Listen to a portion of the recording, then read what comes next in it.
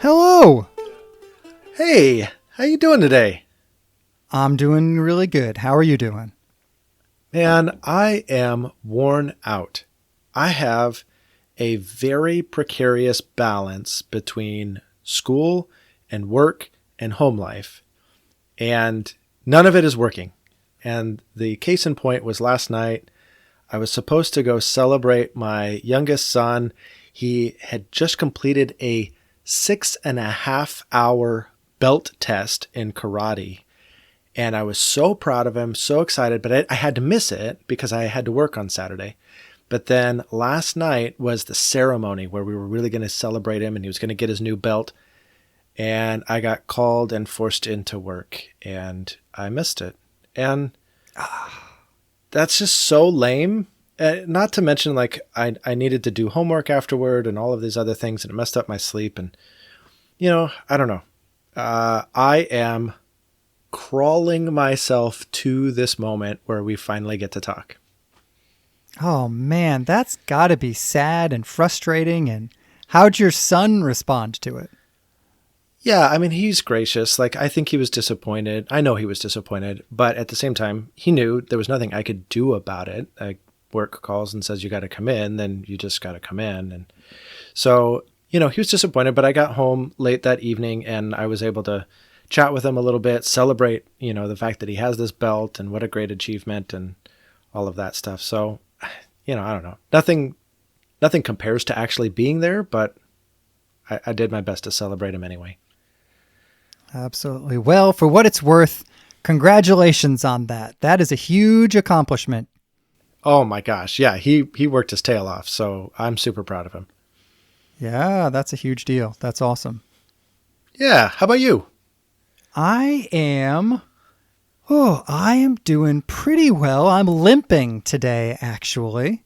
I have been mountain biking again now that the weather's a little bit crisp, and I was mountain biking this morning, and I actually misjudged a route that was on the path that I was on, and it was a pretty big one, and my tire landed and stopped my bike, and I kind of half fell off of it, but the bike slammed into my knee, and so I have this big black and blue on my knee, and was limping a little bit today, and I don't know if you've gotten to this point, and I don't think we've said this in the podcast before, but black and blue marks, injuries, all that sort of thing does not heal as quickly as it used to.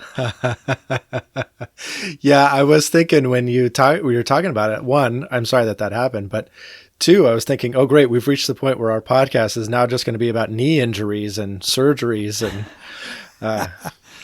well, yeah. And I will say, to add to that ethos that we are now creating, it was my good knee that I hurt. Okay. I had fantastic. Pretty bad tendonitis a couple of years ago in my other knee, and it still messes up every once in a while, and I have to really be careful about keeping it stretched. So, yep, it was my good knee that I banged into this morning when I was mountain biking, because I'm old. Which brings me to this moment. Ben Gay, if you're out there, you've won an opportunity to sponsor an episode of On the Phone with Josh. That is true. We would welcome your sponsorship. Oh, man. Well, my knee hurts more thinking about it. So can we move on to something else? Yeah, I would be happy to. But I don't know. This is going to be kind of a fun topic for you and for me. This is something we haven't done yet on the podcast, which is to dive into something like really theological. And though that can be a big scary word for people, you and I both come out theology with a bent toward the practical. And so even if I want to talk about something like deeply theological, I also want to get to the implications for the church and how we live that come out of that. So with all of that. Okay, before you introduce the topic. Before you introduce the topic, I just want to say to those of you who are listening, do you agree that we have not dived, or as I am trying to coin the word, divin, we have not divin into any theological topics in the past. Do you agree with that? And if you don't, tell us in a comment to some post somewhere what theological topics you feel like we have divin into. All right, and today's topic is... the Trinity. Ooh. Yeah, and so this comes from, like I've told you before that I'm taking these two classes. One of them is Christian formation, and that class is wonderful, and a lot of thoughts have already made it onto the podcast from that. But I'm also taking this class on the doctrine of God. And before the semester started, the professor emailed out a introduction to the course in which he said, prepare for a theological feast, which I think is a fancy term for you're going to read until your eyes bleed, which has been my experience. And one of the books that I'm reading for my research paper is a book called Being as Communion, and it's by John Zizioulas. There's going to be some theologian out there that's listening to this that's going to kill me for how I butchered that guy's name. But the exciting thing is that means that there's a theologian listening, so that's okay. Right. Yeah. So this is, I think, the hardest book I have ever read. And, I guess I can't give myself the victory quite yet, but it is a really, really challenging read. Let me get to what I'm talking about, though. So he outlines a lot of philosophical underpinnings for why he thinks this that I don't really want to get into.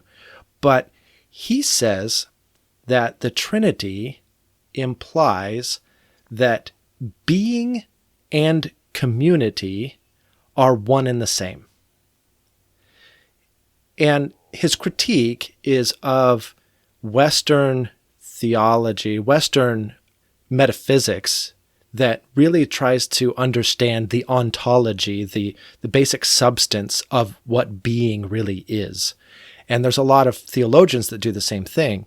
But he says that our understanding of the Trinity, and particularly the Cappadocian Fathers' understanding of the Trinity, implies that being and community are one and the same. So there is no being without community, because God is three in one and always has been and always will be. And he is the source of being, and so being is inherently relational. That's the foundation of everything I want to talk about. So I want to pause there and see, how does that strike you? All right. So what I'm hearing you say is that to be, and I'm assuming, obviously, for the sake of obvious distinctions, to be human is to exist in the context of a web of relationships. Obviously, you're not describing trees this way. Or are you? Actually, now that I'm thinking about it, I could see that going either way. Yeah, if I understand this book rightly, and that is a big if throughout this whole conversation, but I only understand him to be saying humanity being created in this same image of God reality that I'm talking about, this being as communion, not any other part of creation. Okay, because as I was saying, clearly that's what you meant. I was like, but the concept of what a tree actually is profoundly influenced by existence in relationship to things like squirrels and earth and woodcutters. And so I was like, man, even something like a tree, you could say exists only in that sort of web of relationships. Well, and I think that physics and all sorts of branches of science are discovering the interrelatedness of all of creation. And so we don't just have the old Newtonian understanding of matter as just its own individualized things. They have an interrelationship and they depend upon other organisms, other units of matter, for lack of a better word, in order to have their sustenance. So there's probably some truth in all of what we just said, but I don't think that's the truth that he's talking about.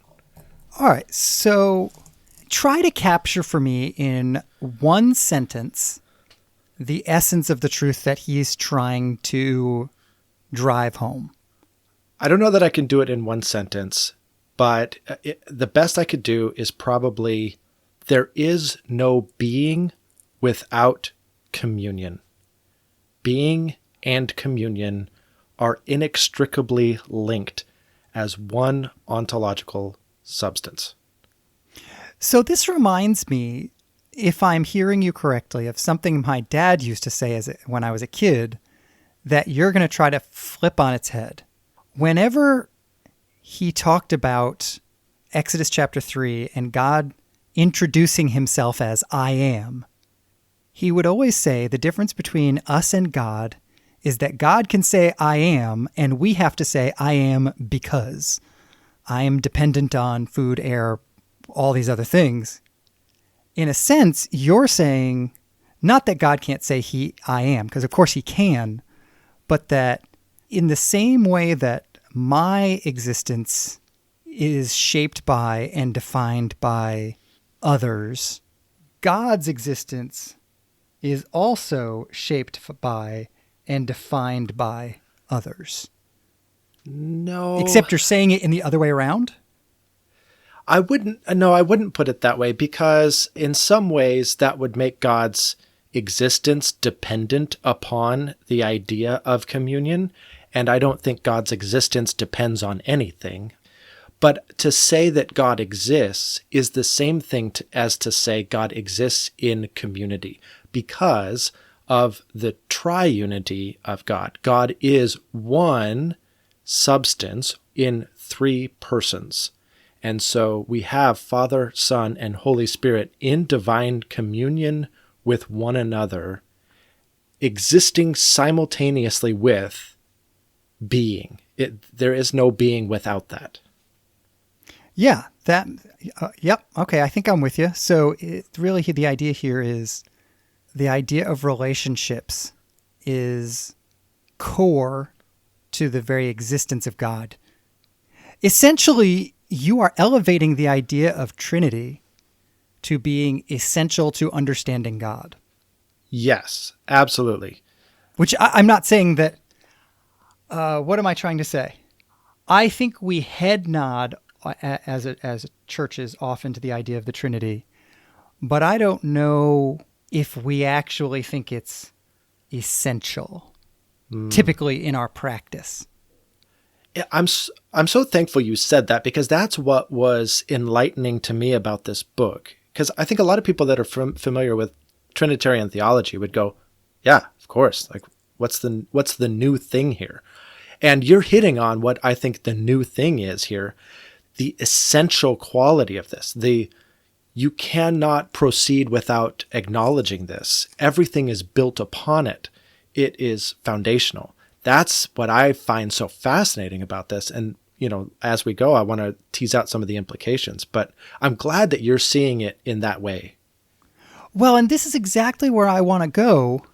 If kind of what you're suggesting is that this is the foundation of the theological structure we want to build, I have two instinctive reactions. Number one, if we're choosing a fundamentally different foundation, I would expect that to impact our theological constructs moving forward so that we are more fundamentally different from Judaism or Islam or something than perhaps we always want to acknowledge.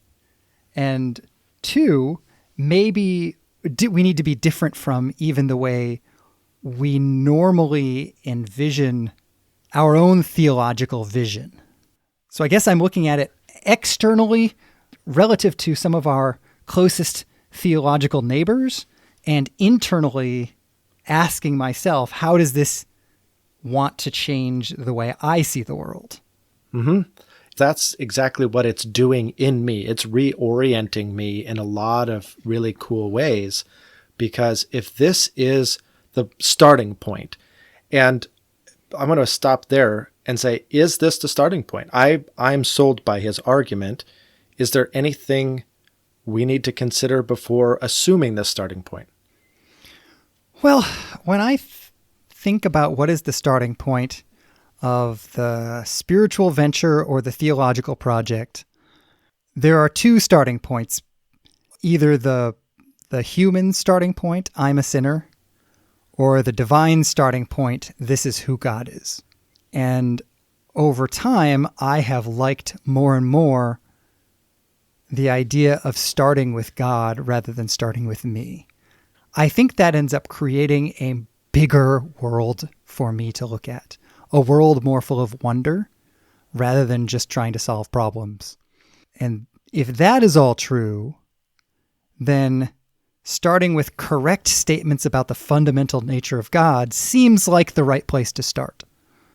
Yeah, I completely agree. And I agree that God is the starting point over our sin nature or any other aspect of humanity. So if... In this, to be clear, in this sort of analytical space, if I'm having a conversation with a broken and hurting person in a pastoral space, I might start from a different place because I'm starting from where they are, trying to help them take a step in the right direction. But that's not really what we're talking about yet.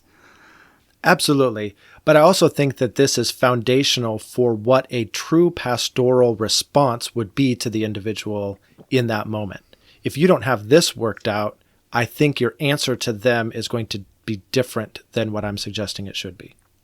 And I think that very well could be true. This is where, for me, pastoral ministry really comes down to what in my head, and I don't know that I've said this before or if maybe I have, but I think of pastoral ministry largely in terms of a GPS. A GPS requires two things. I need to know where I'm going and what my next turn is. And I, as the pastor, often need to know the end destination, but the person I'm counseling doesn't always need to know all that information.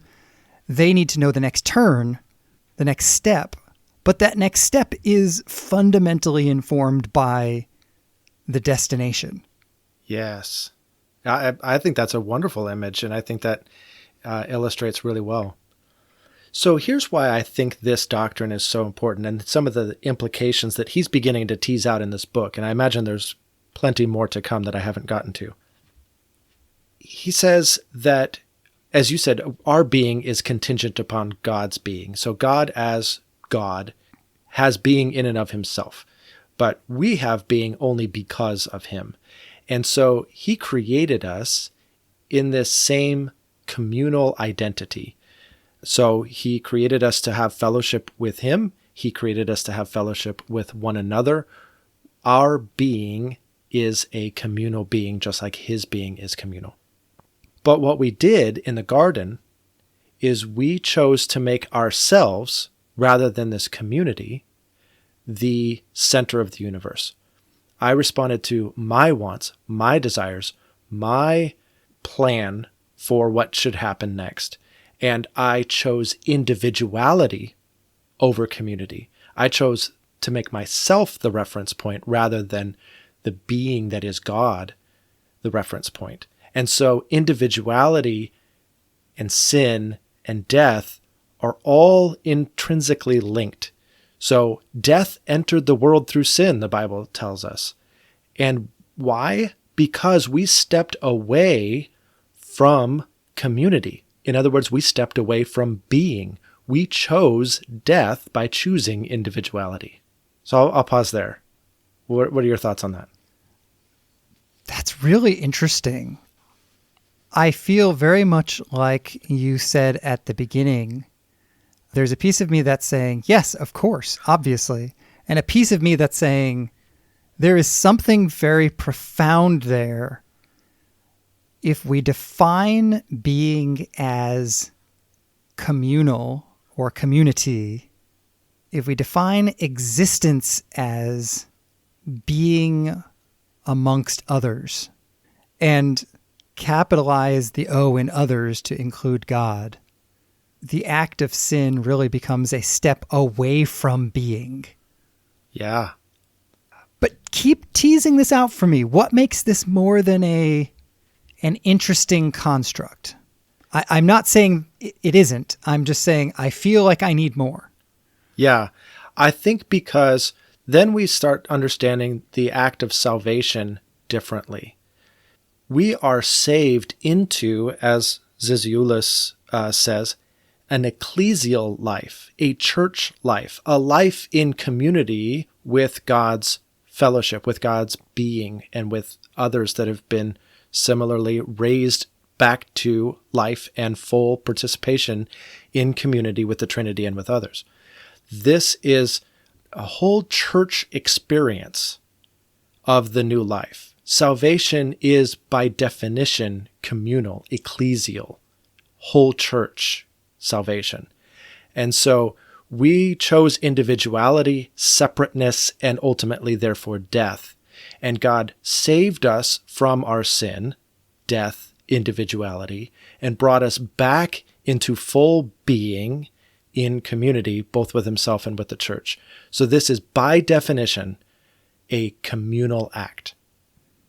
Well, and the piece of it that you're not mentioning as much that for me makes this abundantly obvious and true and important is the fact that not only is our salvation communal, but our sanctification is a communal activity. If I'm understanding you correctly, the most profound part of salvation, if being is community, then becoming a holy people, the most important part of that is being able to learn to live fully as a community. And when you bring my messiness, my brokenness, my sinful withdrawal from community nature into a community, there's going to be a lot of mess and a lot of hurt. And I've got two options in that moment.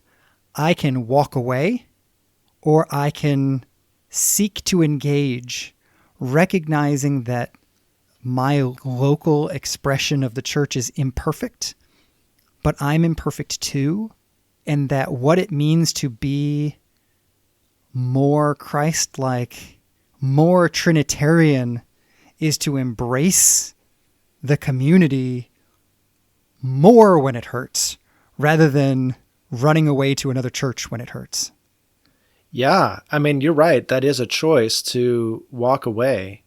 But if Zazulus is right, to choose individuality and to choose isolation, to choose to walk away, is to choose death, is to choose non-being. Now, I also want to differentiate. I think there's perfect communion with the Trinity that is absolutely required for salvation. Whether or not I get along with Joe Smith, I don't think is absolutely required for salvation. So I don't want to say that. And I also don't want to say that people who are truly toxic in your life should somehow be elevated to, like, you have to stay with that toxic person because somehow or another. Yeah, like that's not at all what we're talking about, because I don't think a toxic person is participating in the Trinitarian love of the Father anyway. So, like, yeah, anyway. Yeah, no, this is why Jesus gave us in Matthew 18 sort of a list of things to do when complicated stuff happens. But you're absolutely right. I am definitely not trying to say every person should stay in every situation every single time. And I'm glad you said that, because I would hate to think that someone stayed in a toxic situation because they thought that believing in the Trinity required them to do so. Yeah. That is not at all where we want to go. But boy, it does mean we have to be careful, because some of our best sanctification may come from embracing community with those who are the least comfortable to embrace. Yeah. I think in that moment, I think back to C.S. Lewis, who talked about, we'll never know when we just look at somebody that's a little crusty around the edges and hard to get along with. We'll never know what they would have been like without the salvation of Jesus. So take heart. This might be a better version than you otherwise would have gotten. Well, and even just, sometimes I think of the end goal of spiritual growth as, am I a good person? And there are lots of reasons that is not correct. But one of them that you're hitting on that I think is fascinating is it would require me to ask, am I part of a good people? And I think what I mean is that it may fundamentally even be incorrect to evaluate my spiritual growth. It may be a more helpful measure to ask about our spiritual growth or our spiritual health, whoever my spiritual hour is, my local church, my spiritual community. Because that's not a question we ask. Right. We ask, am I spiritually growing? I ask that question every day about myself. And I lead people in my church to ask that question every single day. Not, are we spiritually growing or are we spiritually moving forward or whatever? Yeah, I think that's a good corrective because we definitely live in an individualized society. And so therefore, a society that prefers death over being as communion. But I would say, regardless of whether or not you ask the question personally or corporately, the definition of success, the measure that we're shooting for is identical. Are we participating in the Trinitarian love and fellowship of the Trinity? Yeah, absolutely. Boy, and I have to say that for me, I have to add something like, am I participating in the love of the Trinity through a local community or church or something like that? Because it's super easy for me as an introvert to say, yes, when I sit in my chair alone and meditate on Scripture, I am seeking to participate in the love of the Trinity. And I think that's not what we're talking about. You know, we have two, depending on your tradition, you might call them sacraments or ordinances that we do in the church. And so baptism and communion are the two that I'm referring to. And so it elevates the nature of baptism and communion because this is a corporate connection point with the Trinity, right? The Trinity was present in Jesus's baptism. The Father spoke, the Spirit descended like a dove, and Jesus was baptized. We have this beautiful picture of the Trinity. And that same picture is present at our baptism. And this person that I'm reading, Zuzulus, he's Eastern Orthodox, and so he believes that the bread and the wine at communion, or Eucharist, becomes the body and the blood of Jesus. And that's not something I believe in my tradition. But again, he uses that as a springboard to show this is not just represents, but is divine fellowship with the Trinity. So whether you understand it in that way or not, I think that the point is still the same, that this elevates these corporate practices where we together experience the Trinity. Yeah, absolutely. You know, we just, at my church, just recently took communion on a Sunday morning for the first time in quite some time. We had been hesitant to do it because of COVID stuff and all those things, and it kind of got out of the routine, and we planned this whole calendar year in the midst of COVID, and so it wasn't really in the calendar plan and whatever, and so we just recently reinstituted it. And it really is a powerful, powerful thing to watch the church stream forward to all receive communion together. There's something that reminds me that we are all in the same boat when it's the same little cup, even if it's the goofy little cup that you tear one plastic wrapper off and then you have the wafer and then another plastic wrapper off and you have the communion and whatever. Like, I don't care, because we're all doing the same thing. Yeah. And we're all doing the same thing regardless of how long we've been following Jesus, regardless of how good we are at it, regardless of what role we play in the church, regardless of our parentage, regardless of everything. And we're all just jammed in the aisles together to say, hey, I need that. Right. Yeah, I had a friend who had grown up in a very, very fundamentalist, maybe denomination, or at least expression of that denomination. And as a older adult, was finding his way into other Christian contexts and trying to find some healing from some of the things that he experienced. And he found himself in a very liturgical church, I don't remember which type, where their practice at communion was, again, as you say, everybody filing forward. But instead of like grabbing the elements off of a table or something, you held out your hands and you received the bread from the officiant, and you received the wine from the officiant. You did nothing but come with empty hands in supplication in front of you.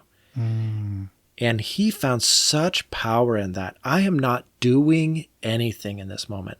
I am dependent upon what God has done. And especially if we talk about our being or our new being, our new creation, either way we talk about it, we are dependent upon the will of God for that being. And so we come as a congregation and declare our dependency. Yeah. One of my favorite communion experiences was in a church that we were visiting one Sunday. And again, it was kind of a higher church approach. So they did that same thing where your hands were open and receiving. And I don't know if this is what they do every time they have communion, or if they just happened to be doing it this time that we were there.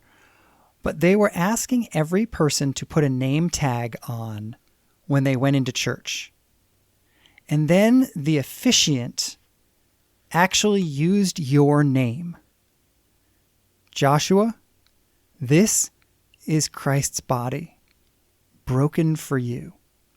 Wow. Mary, this is Christ's body, broken for you. And it was such a little thing, but it rocked my world. Oh my gosh. Yeah. I'm tearing up just hearing my name associated with communion. Like, for somebody to speak so directly to me as to use my name, I don't know, that our names just matter to us. Like that's just part of human nature. Wow, that's powerful. It really was. And it was such a simple extra thing to do. You know, it cost $5 in name tags and like, yeah, you know, a little bit of planning, but it just, to bring the individual and the corporate so beautifully into harmony instead of into tension was a profound thing, because you heard everybody's name. Yeah. Like, you're in this giant line and you're hearing, Trevor, this is God's. Sally, this is God's. Bob, this is God's. Juanita, this is God's. And so you're hearing all these names and your name as well. And it's just, it was amazing. I love it. I love that you mentioned the individuality and the corporate in one, because I think that's what we see in the Trinity. We see three persons in one God. So there is a difference between community and collectivism, if that makes sense. We don't just have this mind meld with God and with others. We are still individualized. We still have differentiation, but we are part of a unity. We're part of a unified whole. And that is what God is. I mean, we have one God in three distinct, differentiated persons. And so corporate and individual belong together. Absolutely. Well, and this is a powerful corrective for some of the traditions that I am most influenced by in Christianity. I am deeply influenced by the meditation and contemplation approaches to Christianity that can lean a little bit to the liberal side of things. And in those movements, being influenced by some of the more Eastern religious ways of thinking, there can be a sense of the goal of meditation, the goal of contemplation is to be lost in the Godhead like a drop of sea in the ocean. And this is not to throw the baby out with the bathwater. I started off by saying this is an arena or a pathway in the Christian universe that I am deeply influenced by and that I dearly care about. Yeah. But it is one of the places where I think, if I come back to my GPS metaphor, the end goal of the triune God results in an expectation of my becoming more myself, not losing myself. It's certainly possible that some of the great mystical folks, if they were to hear me say that, they would say, you're not understanding what we're saying. Sure. When you become that drop of water lost in the ocean, you are more yourself than you've ever been. So I may be misrepresenting, but at least on a street level, to know that the end goal is that I will become more myself, not more like anybody else, but a fully differentiated person, is a fascinating thought to me. Yeah. Boy, this has just been absolutely awesome. Thank you for going with me down this theological wormhole. It just has such big implications for how we live our lives. I want to turn it out to the audience. Thank you for sticking with us as well. I hope that this was in some ways rewarding despite its heaviness. And I would love to hear from you. We would love to hear from you. So please like us on Facebook, Instagram, Twitter. Comment on our posts. Let us know what your thoughts are, what you see the implications of Trinitarian theology to be in your own life and in your own church. I'd love to hear about it. Yes, absolutely. And turning around here, I'd love to hear, I know you're in school and I know this is one thing you've been thinking about, but I'm assuming that you have lots of thoughts. What else have you been thinking about? Yeah, it's a great question. So I teased out my thought last week and I said I was going to talk about the immutability of God. And Oh yeah, I forgot about this. Ooh. Right? I'm I know. excited. Go. But it's another big theology thing. So I actually think we should pause for just a quick second, give everybody a moment, and you can talk about unicorns and rainbows for a minute. I was going to say, you are setting me up to have a dull and deeply untheological thought, and you are fully correct. Oh, no. Okay, I was totally giving you a hard time. I will go first and fully prove that I am not in seminary. To be honest, the thing that I've been thinking about, this has come up in 3 or 4 different conversations lately, and it is the idea of time management versus energy management. Have we had this conversation recently? No. So, historically, when we're thinking about making sure we are living our most efficient and well-run and most organized lives, we think in terms of time management, right? I want to know what I'm doing at 8. I want to know what I'm doing at 9. I want to know what I'm doing at 10. And as long as it's all plugged into the calendar and I do whatever I need to do, I'm living the most efficient life I can. Does that kind of basically summarize time management the way you understand it? Yeah, absolutely. And several times over the years, and I read a lot about time management, and particularly in books that are time management books for people who are creative. One of the trends I have noticed over the last really 10 years, but I have been thinking about it a lot this week, is the shift from saying, all right, just plug things into your calendar, to asking a different question, which is, how do I steward my energy level in any given moment, day, week? Recognizing that my energy level sort of rises and falls on a rhythm that is pretty regular, and therefore I should be planning to live my life based on that reality rather than ignoring it.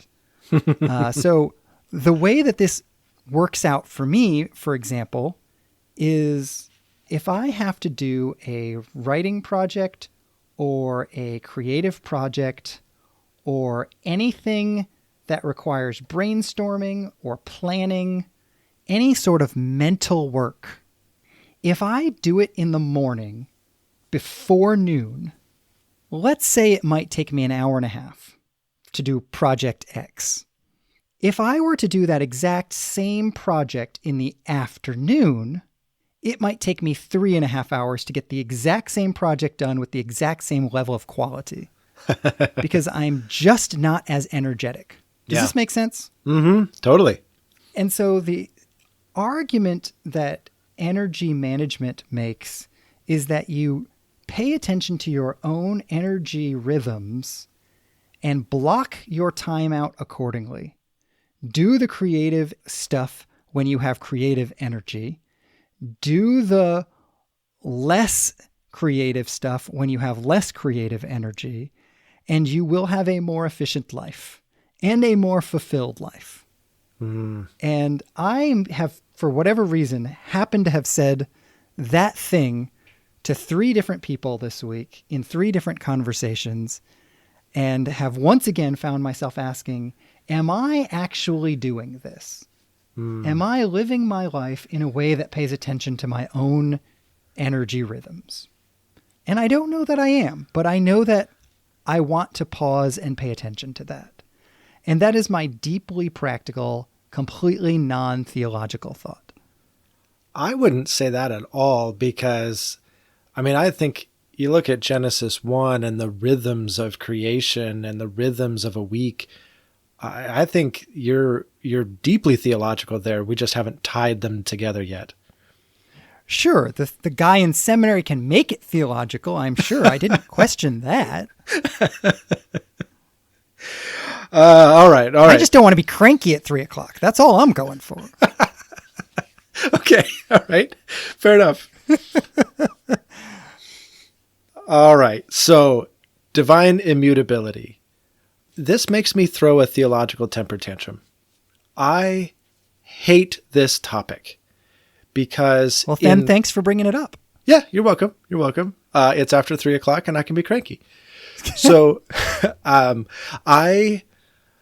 what I don't like is the classical theological understanding of immutability. Immutability just means we can do nothing to affect God. God is in himself and he's fully complete. We can do nothing to add to, take away from, or in otherwise diminish or enhance God. He is completely self-contained in that respect. So divine immutability has been understood in classical theology to mean that he doesn't even feel emotions, because that would imply some level of change in God caused by an external source. And God is beyond that. And so God cannot have emotions. God cannot respond relationally with a human being in an emotional way, because that would imply change. And I think that that's just hogwash. I don't think every single time you look at the Bible and it says something about God experiencing an emotion, you can just say, oh, well, that's just anthropomorphic wording. That's just us projecting our own experience onto God. No, I actually think that's what's happening in God. And there are other passages that are really hard to contend with, like in Exodus, where God says, I'm going to wipe these people off the map. They've ticked me off so bad.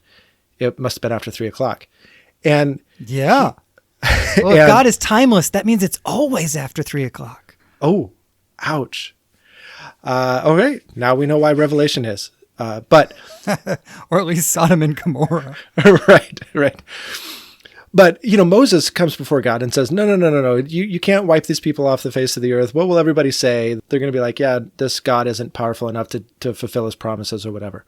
And so God, for whatever reason, because of argument or because of Moses asked or whatever, God repents. That's the word that's used. He turns around. He makes a different choice. Mm-hmm. So divine immutability is really hard to sustain in that context. So I'm reading an author. This is our assigned reading for my Doctrine of God class by John Feinberg, called No One Like Him. really good, but really slow, patient, careful teasing out of doctrine. And so it's pretty laborious. But he isolates 4 attributes of divine immutability that we would all affirm. And he says God's being, his purposes, his decrees, and his ethical norms. These are completely unchanging, and humanity has no effect on them whatsoever. He will always be who he is. His purposes will remain, his decrees, and his ethical norms, his definition of what is morality. Like all of that is 100% constant. After that, God has structured the world in such a way that he does allow himself to respond to humanity and whatever other forces, and has some level of change or adaptability to him, so long as it doesn't affect these categories. And I thought that was a really great, doctrinally sound approach to say, okay, yes, God is immutable in certain categories, but that doesn't mean we extend it into every category absurdly and in the face of scriptural evidence to the contrary. That's good. I really appreciate this because, first of all, I also do not always like the use of the idea of anthropomorphism, which is basically a theological trash can in which we throw things that we think we understand things better than the Bible does. Yes. You know, whether it's the emotions of God or whatever, I often think we may make a significant theological mistake to call something symbolic language and then claim that we can go beyond the inspired symbolic language to understand what's behind it.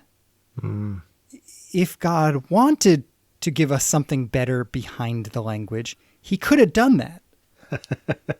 And I don't mean to ignore the ideas of symbol in the Bible, but to claim out of context that something is symbolic language like anthropomorphism is just a theologically dangerous thing to do. Completely agree. Yeah, unless you are doing so because the one text you are dealing with somehow requires it to be symbolic language because of the larger canon of Scripture. Yeah, absolutely. And that would be not what I'm talking about here. For sure. Or because of the grammatical stuff that's going on. You know, if the words like or as are there, or if it is clearly a parable, again, not what we're talking about here. Yeah. Yes, exactly. Man, that's good stuff. Yeah, I agree. I was impressed with the way he teased that out. So go John Feinberg. That's awesome. Well, you know, it is that time. We have a Which Josh question on the table right now because of a post from last week asking which Josh danced in his high school musicals, Crazy for You and Oklahoma. And the answer is Josh from Oregon. Congratulations. You are the dancer. Well, I was. Yeah, I did. And I actually really enjoyed that. It's probably a side of me that a lot of people don't know. But what's odd about it, I had never danced prior to like, hey, I want to be in this production. So I had never danced before that. We had an excellent dance instructor that taught us a lot of really fun stuff. But I happened to be the right height and shape to be paired with a gal at my high school that actually was a dancer and was really, really talented and therefore needed to be the front and center, like principal dancer person. And so I was like, wow. So I was like front and center with her. But the problem is like she knew how to dance and like I knew how to count to 8 a whole lot of times. And so I was just up there like mouthing like 1, 2, 3, 4, 5, 6, 7, 8, 1, 2, 3. I had no idea I was mouthing that as I was trying to like step in time. But yeah, there's my dancing career right there. Congratulations. I mean, there are 2 things I quote the movie Hitch about, and one of them is the fact that he is the only dance instructor I've ever had and the only one I ever need. Yeah. But all right. Well, we on for next week? We absolutely are. I can't wait. All right. Well, I'll talk to you later. Okay. Have a good one. All right. Bye. Bye. Bye.